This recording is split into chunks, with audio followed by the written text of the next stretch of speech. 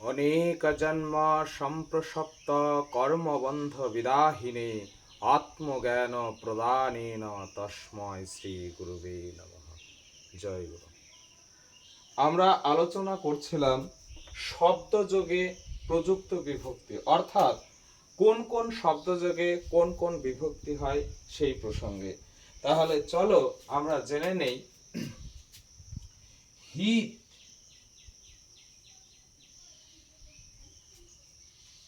শব্দযোগে, হিত শব্দযোগে কোন বিভক্তি হয়।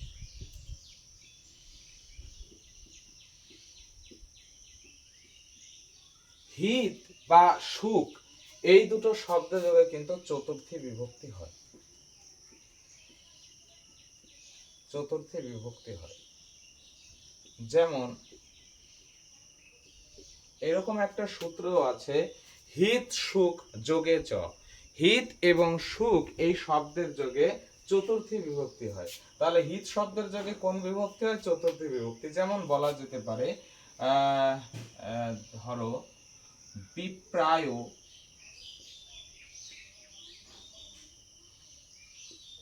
হিতম।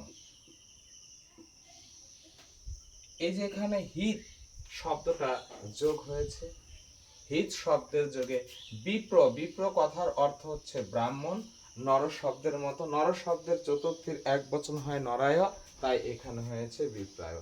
তাহলে আমরা জানলাম হিত এবং সুখ এই দুটি শব্দের যোগে কি হয় না, এই দুটি শব্দের যোগে আমাদের চতুর্থী বিভক্তি হয়। চলো এবার আমরা জানবো, যেমন ধরো নমস, নমস শব্দ যোগে কোন বিভক্তি হয়।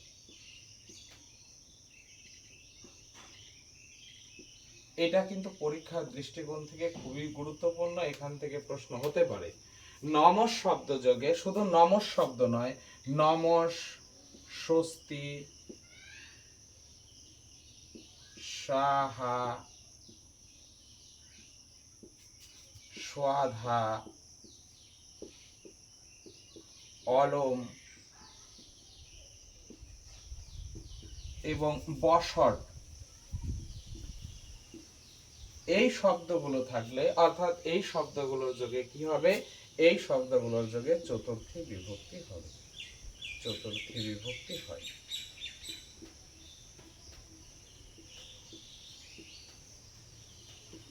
যেমন শিবায় নম, শিবায় নম।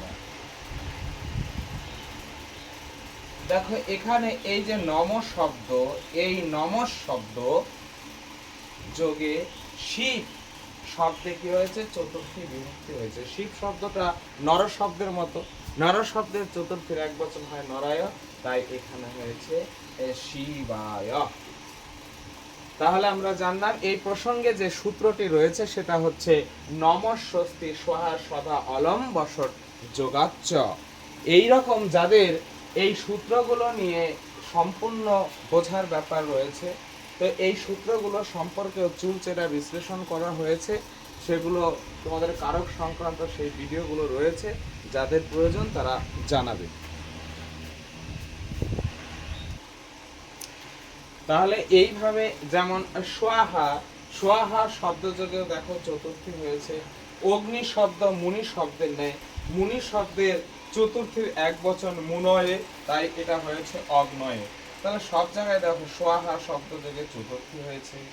আবার এখানে দেখো নমঃ শব্দ যোগে মূল শব্দ ছিল বিষ্ণু, সাধু শব্দের মতো, সাধু শব্দের চতুর্থীর এক বচন সাধ হবে, তাই এখানে হয়েছে বিষ্ণবে। সেই রকম আবার দেখো নমঃ শব্দ যোগে এখানে চতুর্থী বিভক্তি হয়েছে।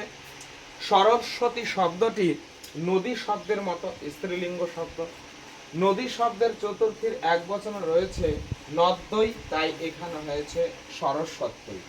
আর এখানে আরেকটা কথা বলে রাখি, যে নমস বলছি, নমস শব্দ যোগে চতুর্থী বিভক্তি।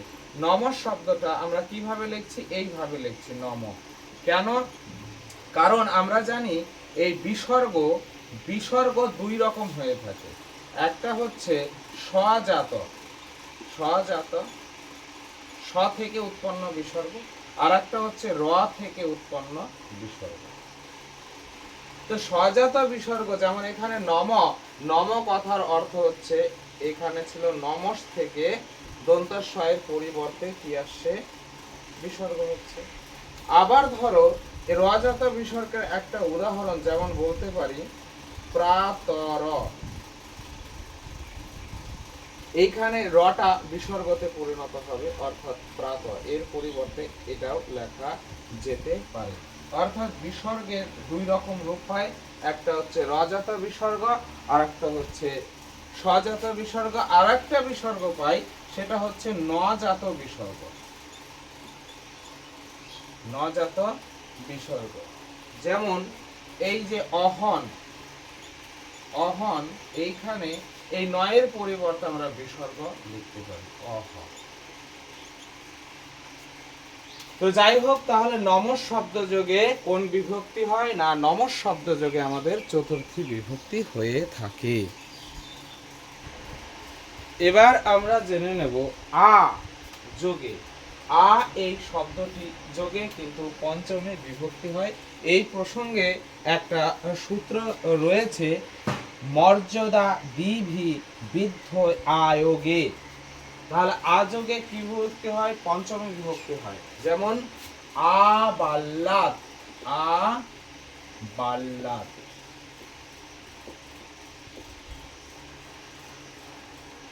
অর্থাৎ এই কথার অর্থ হচ্ছে বাল্যকাল থেকে। এইখানে আ এর যোগে কি হয়েছে, বাল্য পদে দেখো পঞ্চমী বিভক্তি হয়েছে। সেরকম বলতে পারি আ শৈশবাদ, মানে শৈশবকাল থেকেই। সেই রকম প্রভৃতি শব্দ যোগেও পঞ্চমী বিভক্তি হয়। প্রভৃতি শব্দ যোগেও আমাদের পঞ্চমী বিভক্তি হবে। যেমন শৈশবাদ প্রভৃতি অন্ধ, শৈশবাদ প্রভৃতি অন্ধ।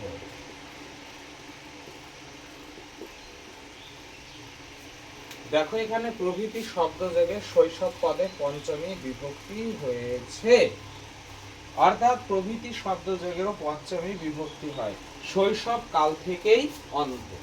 এবার বহি শব্দ যোগে গৃহাৎ বহি, গৃহাৎ বহি মা গচ্ছ।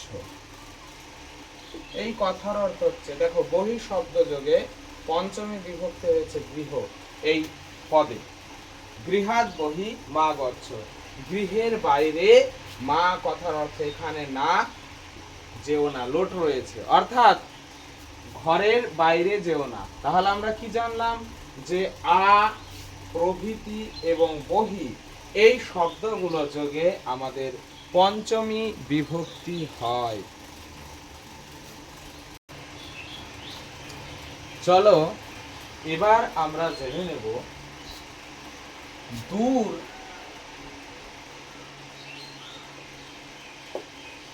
এবং নিকট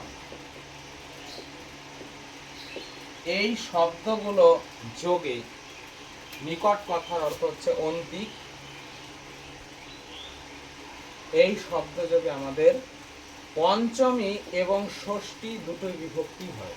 এই প্রসঙ্গে যে সূত্রটি হলো সেটা হচ্ছে দূরান্তকার্থই ষষ্ঠী অন্য তরসাম, অর্থাৎ দূর এবং অন্তিক, অন্তিক কথার অর্থ হচ্ছে নিকট, এই দূর এবং অন্তিক এই দুটো শব্দ যোগে পঞ্চমী বিভক্তি হয় এবং ষষ্ঠী বিভক্তিও হয়ে থাকে।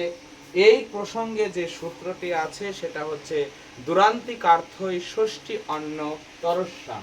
এবার চলো যে এটা নিয়ে একটা আমরা উদাহরণ নিয়ে নিব। যেমন গ্রামাত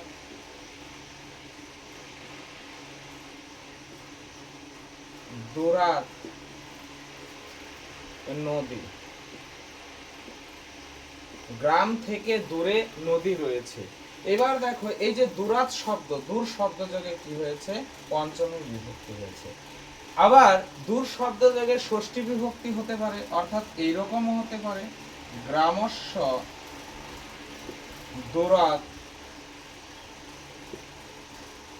নদী। সেই রকম অন্তিক শব্দ যোগেও, যেমন গ্রামাত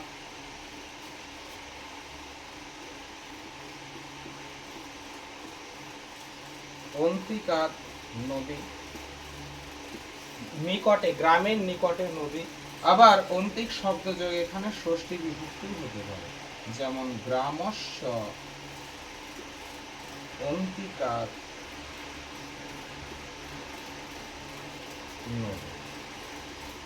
তাহলে সেই রকম দূর এবং অন্তিক শব্দ যোগে পঞ্চমী এবং ষষ্ঠী বিভক্তি হয়। তবে এখানে লক্ষণীয় এই রকম প্রয়োগও দেখা যায় যে গ্রামাত দুরং নদী। আবার এখানেও আমরা কি করব, গ্রামাত অন্তিকং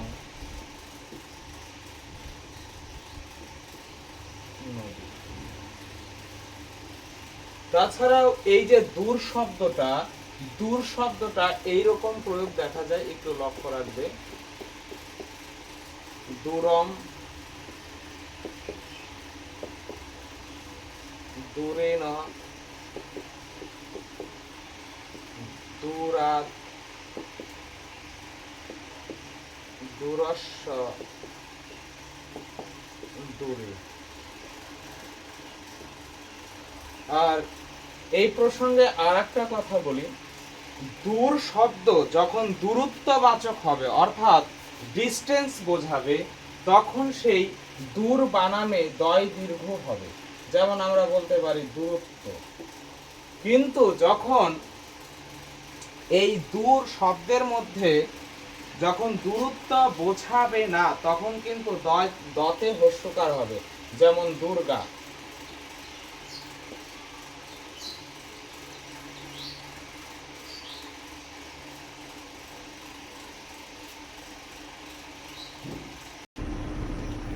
চলো এবার আমরা জেনে নেব যে হেতু শব্দের প্রয়োগে কি কি বিভক্তি হতে পারে।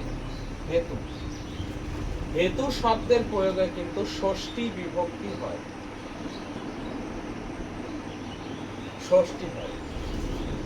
যেমন অন্যস্য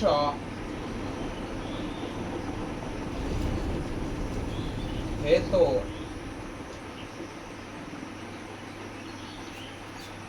বহু মা তজ।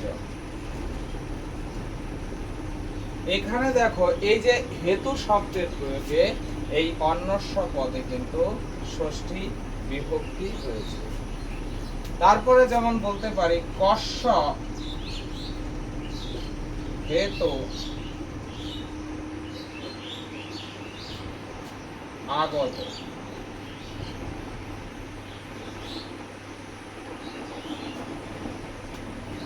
এইখানেও দেখো হেতু শব্দের প্রয়োগে এইখানে ষষ্ঠী বিভক্তি হয়েছে। এটা হচ্ছে ক কম কেনা কসময় কসমাত কস্য কস্মি, কার হেতু এসেছে।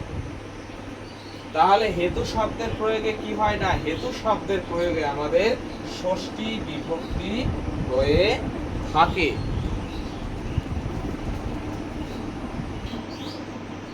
এবার চলো একটা খুবই ইম্পর্টেন্ট জিনিস, যে এটা এর আগেও পড়েছিলাম, যে তুল্যার্থ শব্দ যোগে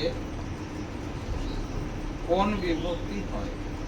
তুল্যার্থ শব্দ যোগে দেখো তৃতীয়াও হয়, আবার ষষ্ঠীও হয়। যেমন একটা উদাহরণ দিয়ে বলা যেতে পারে, মাত্রা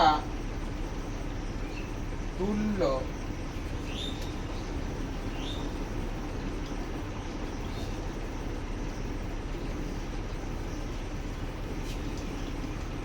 কোপি নাস্তি, মায়ের তুল্য কেউ নেই।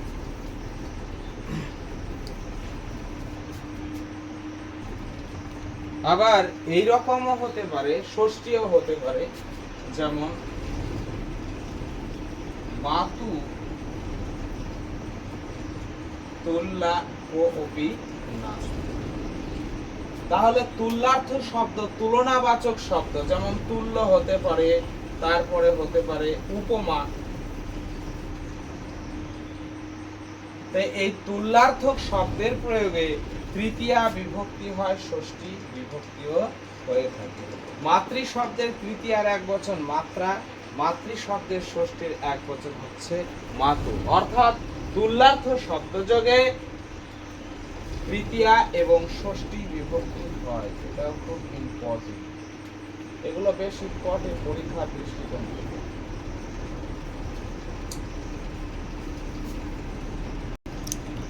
চলো এবার আমরা জেনে নেব সাধু ও নিপুণ। সাধু ও নিপুণ এই দুটো শব্দযোগে কি হয়? এই দুটো শব্দযোগে সপ্তমী বিভক্তি হয়, তবে এর অর্থ প্রশংসা বোঝাতে হবে। যেমন যদি বলা যায় যে সে নিপুণ, গণিতে নিপুণ, গণিতে নিপুণ।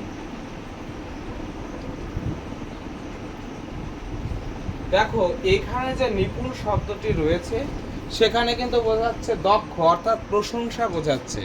অর্থাৎ সাধু এবং নিপুণ শব্দ যদি এই দুটো শব্দ প্রশংসা বোঝায় তাহলে সেটাতে কি হয়? সেটাতে সপ্তমী বিভক্তি হয়। সে গণিতে দক্ষ।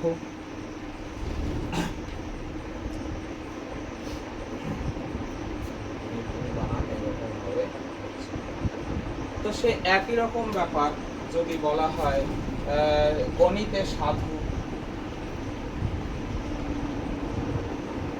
গণিতে সাধু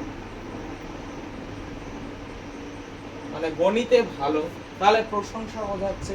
তাই গণিত শব্দ নর শব্দের ন্যায় সেটাতে সপ্তমীর এক বচন হয়েছে, সপ্তমী হয়েছে। অর্থাৎ সাধু এবং নিপুণ এই দুটো শব্দযোগে সপ্তমী বিভক্তি হয়।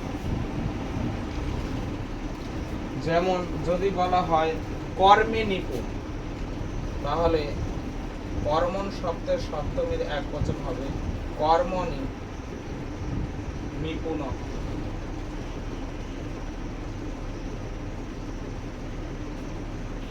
চলো এরপরে আমরা জেনে নেব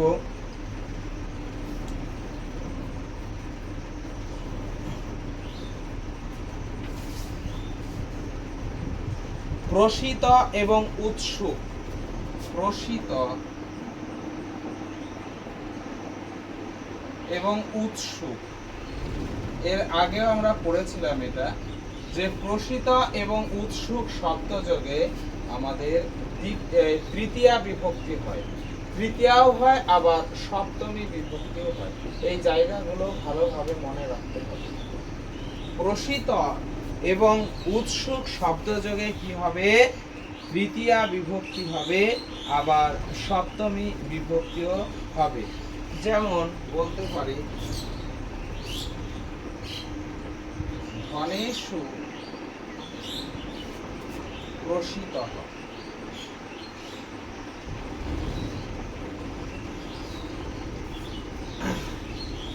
আবার এখানে তৃতীয়াও করতে পারি ধনেন প্রসিতঃ।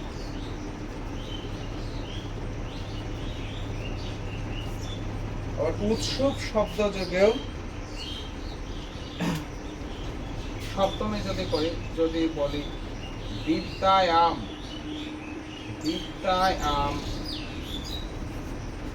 উৎসুকঃ, উৎসুক শব্দের যোগে দেখো এখানে সপ্তমী হয়েছে। বিদ্যায়াম মানে এটা লতা শব্দের মতো, বিদ্যা শব্দ হচ্ছে লতা শব্দের মতো, লতা শব্দের সপ্তমের এক বচনে হবে লতায়াম, তাই বিদ্যা শব্দের সপ্তমের এক বচন হয়েছে বিদ্যায়াম। আবার যদি তৃতীয়া করি তাহলে কি হবে লতয়া মানে বিদ্যয়া, বিদ্যয়া উৎসুক।